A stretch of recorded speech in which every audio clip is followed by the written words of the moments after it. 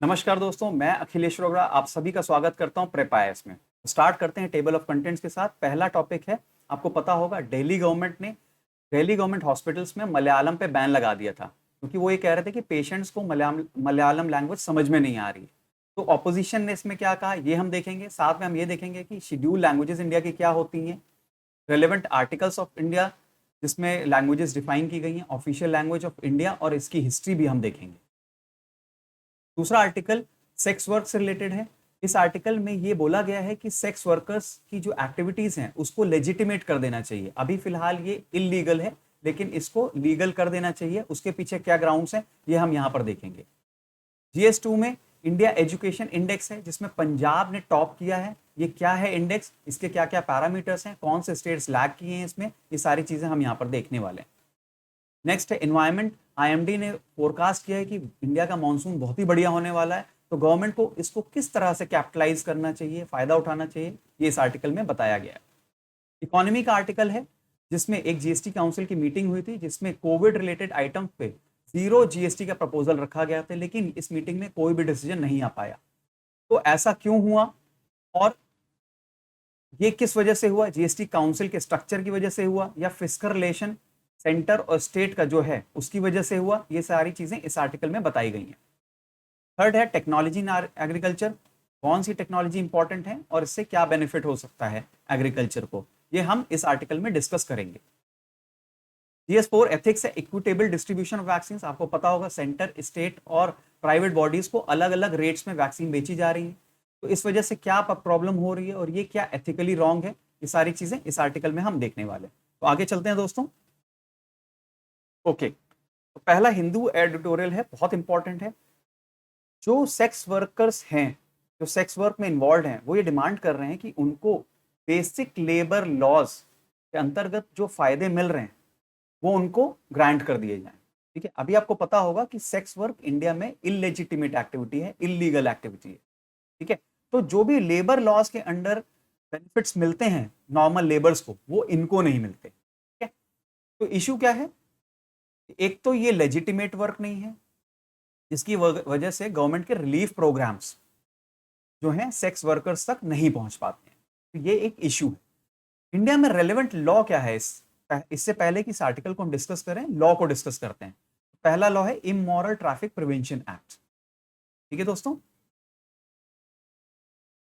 इससे पहले एक लॉ था suppression of immoral traffic in women and children act, ये 1956 में आया था। ठीक है, इसी को अमेंड करके इमोरल ट्रैफिक प्रिवेंशन एक्ट बनाया गया था।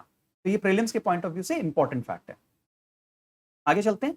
इस एक्ट में कौन कौन से ऑफेंसेस डिफाइंड हैं? पहला, कीपिंग अ ब्रोदल। ठीक है, ब्रोदल आप नहीं खोल सकते। सॉलिसाइटिंग इन अ पब्लिक प्लेस, ये भी इलीगल एक्टिविटी है। Living of the earnings of sex worker, this is also illegal.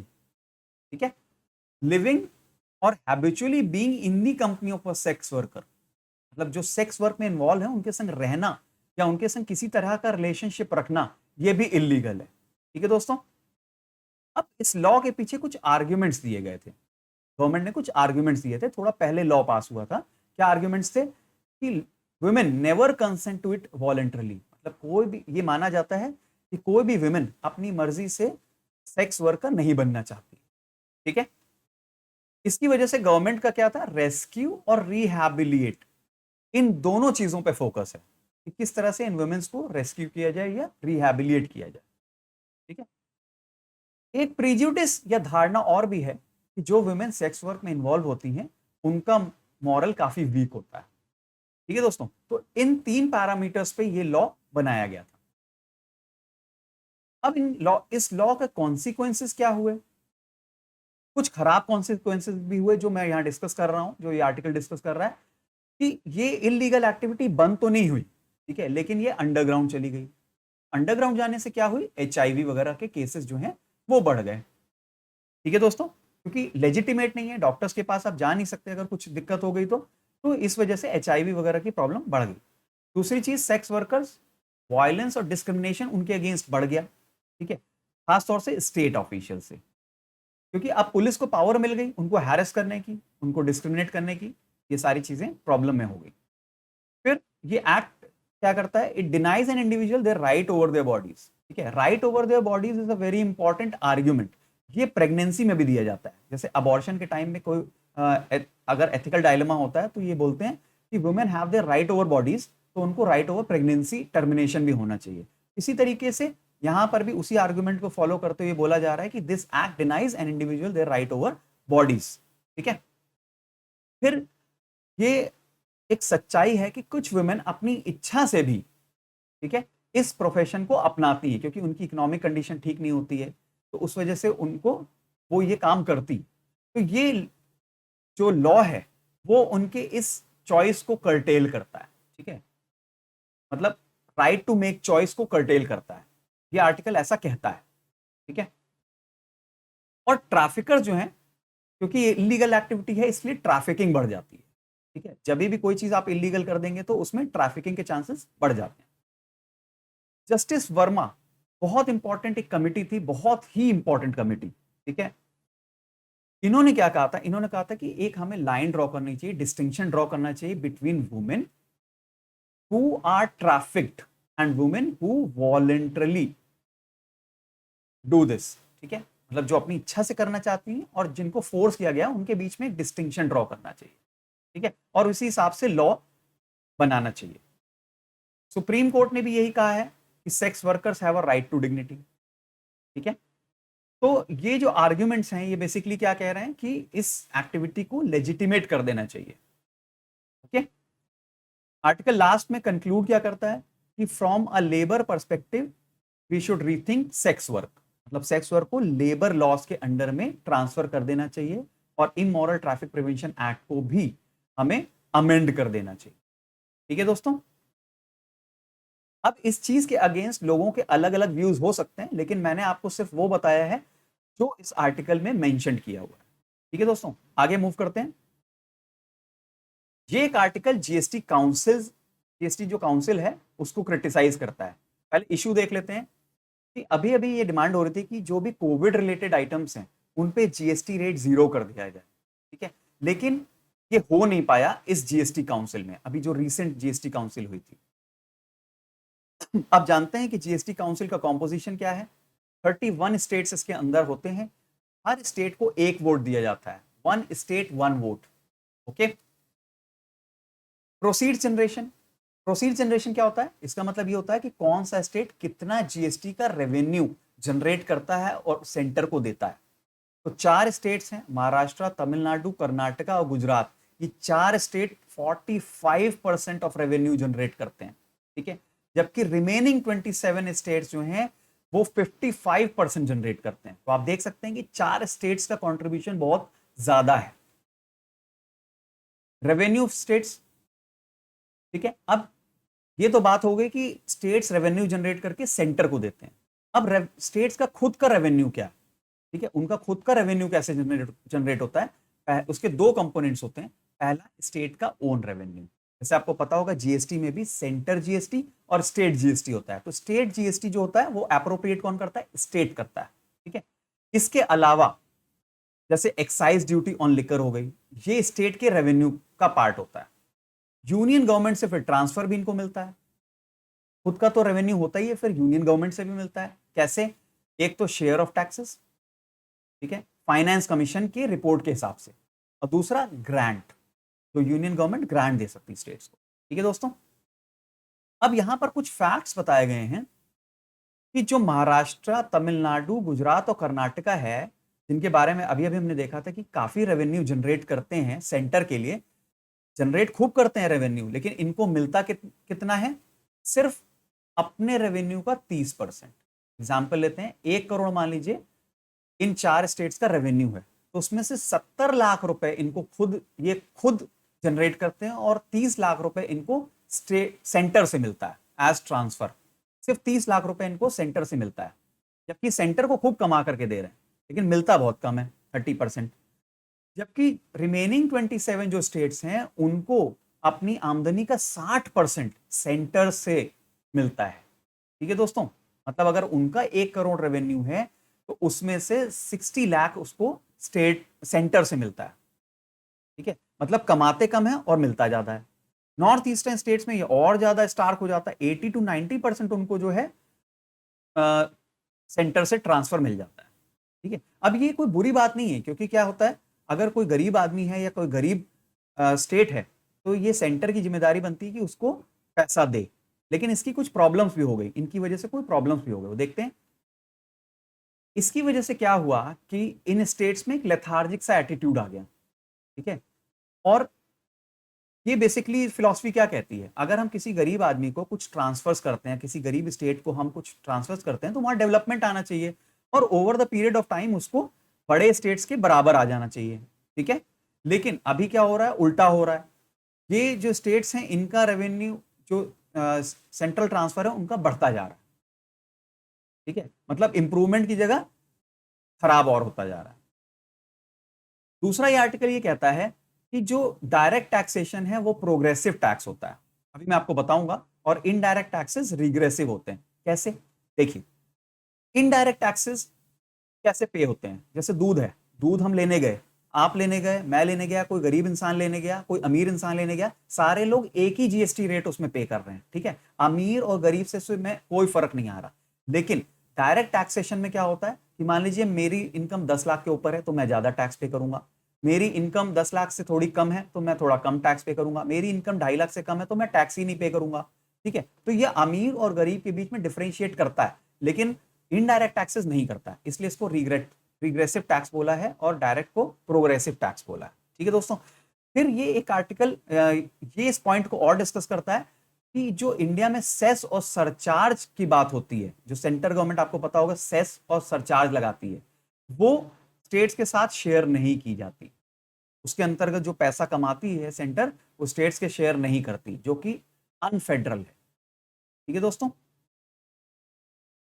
आगे चलते हैं। इसने इस आर्टिकल ने वन स्टेट वन वोट के बारे में भी डिस्कस किया कि इससे क्या प्रॉब्लम हुई। पहली चीज ये बोलता है कि it is grave injustice. Grave injustice क्यों है, क्योंकि मान लीजिए मैं एक बड़ा स्टेट हूं, मैं ज्यादा कमा करके सेंटर को दे रहा हूं, तो भाई मुझे ज्यादा वोट्स तो कम से कम मिलना चाहिए। ठीक है, जीएसटी काउंसिल में मेरा पावर तो बढ़ना चाहिए, लेकिन मुझे सिर्फ एक वोट दिया गया है। ठीक है, दूसरा, जीएसटी काउंसिल में अभी अभी आपको पता होगा जीएसटी रेट पे, कोविड रिलेटेड आइटम्स पे जो जीएसटी रेट लगने थे उस पर कोई डिसीजन नहीं हुआ। क्यों नहीं हुआ, क्योंकि 12 जो लार्ज स्टेट थे उन्होंने तो ये कहा कि भाई जीएसटी रेट 0 कर दीजिए। ठीक है, लेकिन जो 19 छोटे स्टेट्स थे उन्होंने कहा कि भाई आप जीएसटी रेट अगर 0 कर देंगे तो हम क्या खाएंगे, आप हमें रेवेन्यू कैसे ट्रांसफर करेंगे। ठीक है, तो इसलिए उन्होंने अड़ंगा लगा दिया। अड़ंगा लगाने की वजह से कोई भी डिसीजन नहीं हो पाया। ये आर्टिकल ये भी बोलता है कि पीपल पे टैक्सेस। अब लोग अगर टैक्स पे करते हैं तो उनकी कुछ एक्सपेक्टेशन होती है, इस बुरे टाइम में कम से कम आप एक स्ट्रिक्ट डिसीजन तो ले सकते थे कि जीएसटी का रेट 0 कर देते। ठीक है, फिर ये जो आखिरी पॉइंट है वो ये बोलता है कि जब पार्लियामेंट में जो सीट्स होती हैं वो पॉपुलेशन के हिसाब से डिवाइड हो सकती हैं, तो जीएसटी काउंसिल में क्यों नहीं। जीएसटी काउंसिल में वन स्टेट वन वोट का प्रोविजन क्यों रखा गया है, और इसकी वजह से कुछ चीजें नहीं हो पा रही हैं। ठीक है दोस्तों, तो ये आर्टिकल इस चीज को काफी ज्यादा क्रिटिसाइज करता है। आगे चलते हैं दोस्तों, ये इंडियन एक्सप्रेस का एडिटोरियल है, इसमें कुछ फैक्ट्स देखते हैं पहले। आईएमडी ने कहा है कि रेंज जो है इस बार बहुत अच्छी होने वाली है। ठीक है, और पिछला रिकॉर्ड भी दिखाता है कि फार्म सेक्टर का ग्रोथ 3.6% हुआ है, जो कि बहुत अच्छा है। आपको लग रहा होगा 3.6% इज वेरी लेस, लेकिन ये अच्छा है। क्यों, क्योंकि इस बार जीडीपी का कॉन्ट्रैक्शन 7.2% के आसपास हुआ था। कॉन्ट्रैक्शन मतलब माइनस में था। ठीक है, तो इस लिहाज से फार्म सेक्टर का ग्रोथ अच्छा हुआ है। ठीक है, अब फैक्ट्स क्या क्या हैं। Public stocks of two cereals, जो कि राइस और व्हीट हैं, इनका प्रोक्योरमेंट गवर्नमेंट ने एमएसपी के अंडर खूब सारा किया। एमएसपी क्या होता है, minimum support price. Minimum support price क्या होता है, मान लीजिए मैं किसान हूं, मैं राइस और व्हीट उगाता हूं, ठीक है, और ओपन मार्केट में बेचने जाता हूं। अगर वो ओपन मार्केट में किसी वजह से नहीं बिक पाया उस रेट पे जिस पे एमएसपी तय हुआ है, तो मैं अपना सामान घर वापस ले आऊंगा और फिर गवर्नमेंट की प्रोक्योरमेंट एजेंसी को दे दूंगा। तो गवर्नमेंट मुझे एमएसपी रेट पे वो चावल और व्हीट मुझसे खरीद लेगी। ठीक है दोस्तों, अगर मार्केट में मुझे ज्यादा मिल रहा है एमएसपी से तो ऑब्वियसली मैं मार्केट में बेचूंगा, अगर नहीं मिल रहा है तो एमएसपी रेट पे गवर्नमेंट मुझसे खरीद लेगी। ठीक है, तो इस बार ये 100.62 मिलियन टन हुआ, तो बहुत ज्यादा है। अब इतनी तो हमारे यहाँ गोदाम में रखने की भी जगह नहीं है, इस वजह से गोदामों में ये सड़ता रहता है। ये एक बहुत बड़ा इशू है। ठीक है। दूसरा ये बोल रहा आर्टिकल कि राबी मार्केटिंग सीजन जो अभी अभी गया है, उसमें चिकपी और मस्टर्ड पे लोगों ने, जो फार्मर्स थे, एमएसपी से भी ज्यादा कमाया है। मतलब मार्केट में उसकी वैल्यू एमएसपी से ज्यादा थी। ठीक है। उसी तरह ग्राउंडनट और कॉटन भी एमएसपी लेवल से ज्यादा में बिके हैं। ठीक है। आपको पता होगा ग्राउंडनट और कॉटन जो है खरीफ क्रॉप है, लेकिन रबी मार्केटिंग सीजन में भी ये ज्यादा पे बिके एमएसपी लेवल से। इसका मतलब ये है कि हमारा जो एग्रीकल्चरल पैटर्न है वो चेंज हो रहा है। बेसिकली इस आर्टिकल में बताया कि हमारा एग्रीकल्चरल पैटर्न जो है चेंज होना चाहिए और हो रहा है। ठीक है। अब कुछ सजेशंस हैं इस आर्टिकल के। पहला क्या है कि ऑयल सीड्स और पल्सेस को जनरेट करने के लिए गवर्नमेंट को इंसेंटिवाइज करना चाहिए। आपको पता होगा ऑयल सीड्स का 60 to 70% हम इंपोर्ट करते हैं, और आज की डेट में ऑयल सीड्स अप्रोक्सीमेटली 60% ज्यादा महंगा हो गया। ठीक है। तो इसलिए कह रहा है कि भाई इंपोर्ट ना करना पड़े और लोगों की जेब पे इतना लोड ना आए कोविड के 19 के टाइम्स पे, इसलिए ऑयल सीड और पल्सेस को जनरेट करने के लिए गवर्नमेंट को इंसेंटिवाइज करना चाहिए फार्मर्स को। दूसरी चीज क्या है कि ये कम पानी भी पीते हैं। इसका मतलब कि जो रेन फेड एरियाज हैं हमारे कंट्री में, जहां पर रेन कम होती है, वहां पर भी ये दोनों उगाए जा सकते हैं। ठीक है दोस्तों, तो दोनों तरह से फायदा है। अच्छा, कुछ और गवर्नमेंट को करना चाहिए कि freeze the minimum support price for wheat and rice. मतलब अब राइस और व्हीट को और मत बढ़ाइए आप, क्योंकि क्या होता है, मिनिमम सपोर्ट प्राइस जब बढ़ता है तो एक इंसेंटिव होता है फार्मर के पास कि वो इन्हीं जिनका एमएसपी बढ़ा है उन्हीं को प्रोड्यूस करे। ठीक है। तो ये कह रहे हैं कि फ्रीज कर दीजिए एमएसपी को, और पल्सेस और ऑयल सीड्स का एमएसपी बढ़ा दीजिए। जब आप एमएसपी बढ़ा देंगे तो लोग ज्यादा प्रोड्यूस करने लग जाएंगे वहां पर। ठीक है। दूसरा ये कह रहा है कि capping procurement of rice and wheat. आप अनलिमिटेड प्रोक्योरमेंट मत करिए। अभी आपने 100 मिलियन टन कर लिया है, ठीक है, पिछले साल, तो अब आप इस पे कंट्रोल लगाइए, आप प्रोक्योरमेंट कम करिए। ठीक है दोस्तों, अगर आप प्रोक्योरमेंट कम करेंगे, गवर्नमेंट प्रोक्योरमेंट कम करेगी, तो लोग फार्मर्स प्रोड्यूस कम करेंगे। ठीक है दोस्तों। और ये बोल रहा है कि पीडीएस में, आपको पता होगा पीडीएस में राइस व्हीट आता है, लेकिन पल्सेस और एडिबल ऑयल्स को भी आप इंक्लूड करिए, ऐसा ये आर्टिकल सजेस्ट कर रहा है। ठीक है। इससे बेनिफिट क्या होगा? बेनिफिट्स क्या होगा? एक तो इंपोर्ट सब्सटीट्यूशन हो जाएगा, आत्मनिर्भर भारत बनेगा। दूसरी चीज क्या होगा, रेनफेड एरिया में भी उगाए जा सकते हैं ऑयल सीड्स और पल्सेस। तीसरा, न्यूट्रिशनल स्टैंड पॉइंट, आपको पता होगा कि राइस और व्हीट से ज्यादा न्यूट्रिशन पल्सेस में होता है। और इन्वायरमेंटल गोल्स, कम पानी यूज होगा तो वाटर डिग्रेडेशन की समस्या भी कम आएगी। ठीक है दोस्तों, आगे चलते हैं। देखिए, अभी एजुकेशन इंडेक्स की रैंकिंग आई है। ठीक है। ये क्या इंडेक्स? ये इंडेक्स स्कूल एजुकेशन पे कॉन्सेंट्रेट करता है। Please note, not the college education but the school education. ये प्रीलिम्स के पॉइंट ऑफ व्यू से इंपॉर्टेंट है, और स्टेट्स और यूनियन टेरिटरीज दोनों को मेजर करता है। ठीक है, ये भी इंपॉर्टेंट फैक्ट है। किस किस पैरामीटर पे? लर्निंग आउटकम्स, कि कितने बच्चे कितना सीखे। एक्सेस एंड इक्विटी, मतलब कितने बच्चे स्कूल में एडमिशन ले पाए, कितने बच्चे स्कूल छोड़ करके बीच में चले गए, और अगर वो चले गए तो कितने बच्चों को उनमें से वापस लाया जा सका, वो होता है एक्सेस एंड इक्विटी। फिर इंफ्रास्ट्रक्चर एंड फैसिलिटीज, इस पे भी ये भी एक पैरामीटर है। गवर्नेंस एंड मैनेजमेंट प्रोसेसेस, ठीक है, कि कौन उसको गवर्न कर रहा है, मैनेजमेंट प्रोसेसेस क्या हैं, वो सारी चीजें। तो पंजाब जो है उसका हाईएस्ट रैंक आया इस बार, तो congratulation Punjab. Then Tamil Nadu and Kerala को भी 90% से ऊपर मार्क्स मिले हैं इसमें। 1000 की अगर हम माने कि 1000 में से हम देख रहे हैं, इनको 90% से ज्यादा मार्क्स मिले इन तीन स्टेट्स को। ठीक है। लद्दाख की यूनियन टेरिटरी अभी पहली बार इसमें शामिल की गई है, तो इसका स्कोर काफी कम है, 545, लोएस्ट इनफैक्ट। ठीक है। तो ये प्रीलिम्स के पॉइंट ऑफ व्यू से काफी इंपॉर्टेंट चीजें मैं आपको बता रहा हूं। गुजरात, एमपी और छत्तीसगढ़ का अनफॉर्चुनेटली रैंकिंग यहां पर गिरी है।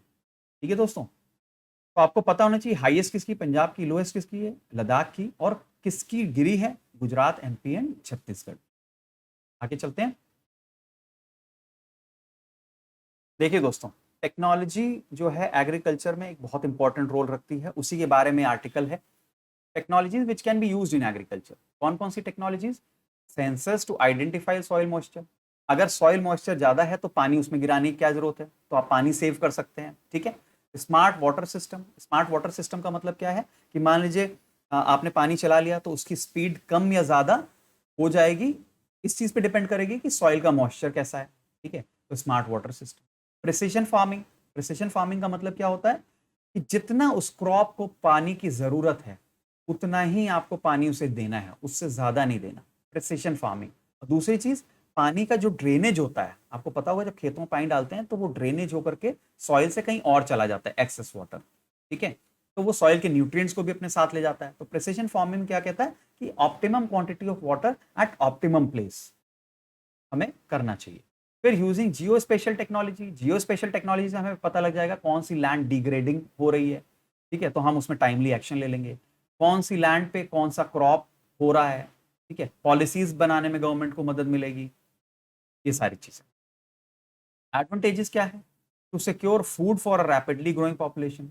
अगर हम प्रिसिशन फार्मिंग यूज करेंगे, सॉइल मॉइस्चर ठीक रखेंगे, सॉइल का हमारे क्वालिटी अच्छा रहेगा तो ज्यादा प्रोड्यूस होगा। क्लाइमेट चेंज इश्यूज से बचेंगे। आपको पता होगा कि अगर सॉइल सॉइल पोल्यूशन आपने सुना होगा कि जब सॉइल का न्यूट्रिएंट्स होता है, नाइट्रोजन वगैरह वाटर में चला जाता है तो यूट्रोफिकेशन हो जाता है। वो सारी चीजें बड़ी नुकसानदायक होती, उससे हम बच जाएंगे।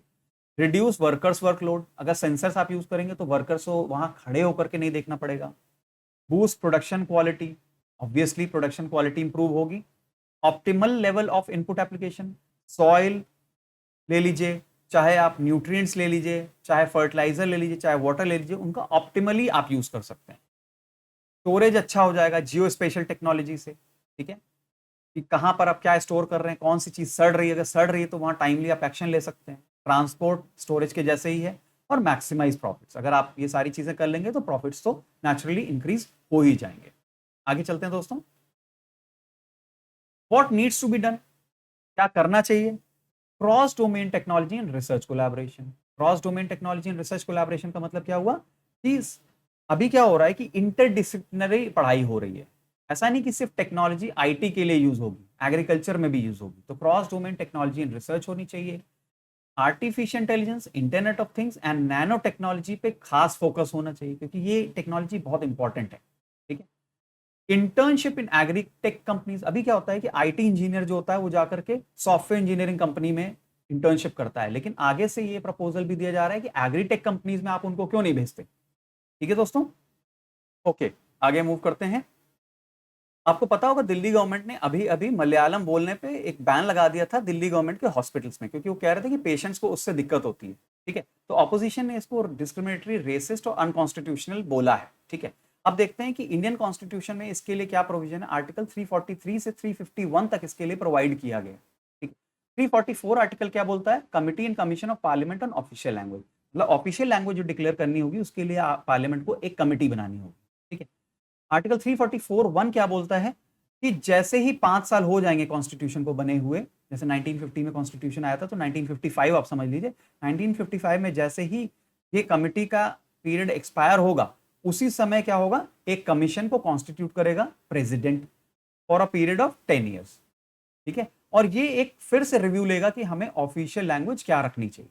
ओके दोस्तों, इस कमिटी में चेयरमैन होगा और सारे मेंबर्स होंगे उसके एयर शेड्यूल के। एयर शेड्यूल में जितनी भी लैंग्वेजेस हैं उनके रिप्रेजेंटेटिव्स होंगे। तो अभी 22 लैंग्वेजेस हैं तो 22 रिप्रेजेंटेटिव्स प्लस एक चेयरमैन होगा। ठीक है। और इसने ये भी बोला है इस आर्टिकल ने कि हिंदी जो है गवर्नमेंट ऑफ इंडिया की ऑफिशियल लैंग्वेज होगी। ठीक है। ऑफिशियल लैंग्वेज हिंदी होगी। 351 क्या बोलता है, 351 ये बोलता है कि यूनियन को हिंदी लैंग्वेज को प्रमोट करना चाहिए। यूनियन को हिंदी लैंग्वेज को प्रमोट करना चाहिए ऑल ओवर इंडिया। आगे देखते हैं ऑफिशियल लैंग्वेज ऑफ इंडिया क्या है। ऑफिशियल लैंग्वेज ऑफ इंडिया जो है आपकी हिंदी है इन देवनागरी स्क्रिप्ट। हिंदी इन देवनागरी स्क्रिप्ट, याद रखिएगा। लेकिन आपको पता होगा सदर्न स्टेट्स में हिंदी वगैरह तो बहुत बोलने में दिक्कत होती थी, तो वहां पर क्या हुआ कि इस आर्टिकल ने एक सब क्लॉज डाला 3, जिसमें बोला कि क्योंकि हिंदी लैंग्वेज इस समय सारे लोगों को नहीं आती, इसलिए इंग्लिश लैंग्वेज को भी हम यूज करेंगे ऑफिशियल कम्युनिकेशन के। ठीक है। और एट अ लेटर टाइम 10 साल के बाद पार्लियामेंट डिसीजन लेगी कि इंग्लिश को कंटिन्यू करना है या नहीं करना है, या सिर्फ हिंदी को ऑफिशियल लैंग्वेज रखना है, ये सारी चीजें। तो इसके लिए एक ऑफिशियल लैंग्वेजेस एक्ट 1963 पास हुआ था जो पार्लियामेंट ने पास किया था, और इन्होंने इंग्लिश को 1965 के बाद भी कंटिन्यूएंस दे दिया था। क्योंकि आपको पता होगा कि 1963 के आसपास क्या हुआ था कि बहुत ज़्यादा सदर्न स्टेट्स थे ना, बहुत ज़्यादा रिवोल्ट करने लग गए थे कि अगर आप हिंदी को ऑफिशियल लैंग्वेज बना लेंगे तो हम लोग तो काफ़ी ज़्यादा लॉस पे हो जाएंगे, हमारी हिंदी इतनी अच्छी है नहीं। तो इसलिए पार्लियामेंट ने इस चीज़ को दूर करने के लिए ऑफिशियल लैंग्वेजेस एक्ट 1963 बनाया था, और उसमें इंग्लिश को एक कंटिन्यूअस दे स्टेटस दे दिया है, ठीक है, कि आप इंग्लिश और हिंदी को साथ में यूज कर सकते हैं। 8th शेड्यूल में आपकी कौन कौन सी लैंग्वेजेस है? असमीज, बंगाली, गुजराती, हिंदी, कन्नड़, कश्मीरी, मलयालम, मराठी, उड़िया, पंजाबी, ये सारी लैंग्वेजेस हैं। और लास्ट में संथाल है जो कि लेटेस्ट है, तो आपको याद रखना चाहिए संथाल इज द लेटेस्ट। आगे चलते हैं। स्टेट लेवल पे आपकी अलग ऑफिशियल लैंग्वेजेस हो सकती हैं, जैसे यूपी गवर्नमेंट में ऑफिशियल लैंग्वेज कौन कौन सी है? उर्दू है, हिंदी है, ठीक है। अब ये आर्टिकल ये भी पूछ रहा है कि क्या there is any criteria for inclusion in schedule 8, कोई ऐसा क्राइटेरिया है? तो मैं आपको बता दूं कि there is no criteria, there is no criteria based on which we can include some language into schedule 8, ठीक है। हालांकि दो कमिटी गवर्नमेंट ऑफ इंडिया ने बनाई थी, पहावा कमेटी 1996 में और सीताकांत मोहपात्रा कमेटी 2003 में। ये दो कमिटीज का काम क्या था कि कुछ क्राइटेरिया सजेस्ट करने जिसके बेसिस पे 8th शेड्यूल में लैंग्वेजेस को इंक्लूड किया जा सके। लेकिन इन कमिटीज का अभी भी रिपोर्ट जो है अंडर कंसिडरेशन है और अभी फाइनलाइज नहीं हुआ है। आगे देखते हैं दोस्तों एथिक्स के बारे में। तो क्या हो रहा है कि सेंटर को जो वैक्सीन कम रेट पे मिल रही है, स्टेट्स को और ज्यादा रेट पे मिल रही है, प्राइवेट सेक्टर को और ज्यादा रेट पे मिल रही है। तो क्या हो रहा है कि प्राइवेट, ये एलिगेशन लगाया जा रहा है कि जो प्राइवेट सेक्टर है वो ज्यादातर वैक्सीन को प्रोक्योर कर ले रहा है मार्केट से, क्योंकि उसकी परचेजिंग पावर ज्यादा है, ठीक है, उसकी कॉस्टिंग ज्यादा है उस वैक्सीन की। इस वजह से जो गरीब लोग हैं उनको वैक्सीन नहीं मिल पा रही। तो क्या इनकम इनइक्वालिटी, हेल्थ इनइक्वालिटी को परपेचुएट करनी चाहिए? ये पहला इशू है कि अगर किसी के पास पैसा नहीं तो क्या उसके पास राइट टू हेल्थ भी नहीं होगा, राइट टू लिविंग भी नहीं होगी? ऐसा तो नहीं हो सकता ना, ठीक है। तो पहला एथिकल डायलेमा ये है। दूसरा चीज, government probity and transparency in pricing.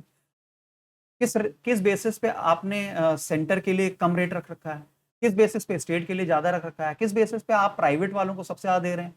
क्या ऐसा क्राइटेरिया है? ठीक है, जब वैक्सीन एक है तो ऐसा क्यों अलग अलग हो रहा है? तो what is the transparency in pricing? इस तरह से कोई साइंटिफिक कमिटी बैठी थी क्या जिसने डिसीजन लिया था? What are the criterias? तो ये जो चीज है अनएथिकल है, ठीक है दोस्तों। तो इस चीज के बारे में हमें बहुत ट्रांसपेरेंट रहना चाहिए। Thank you so much for listening to me patiently.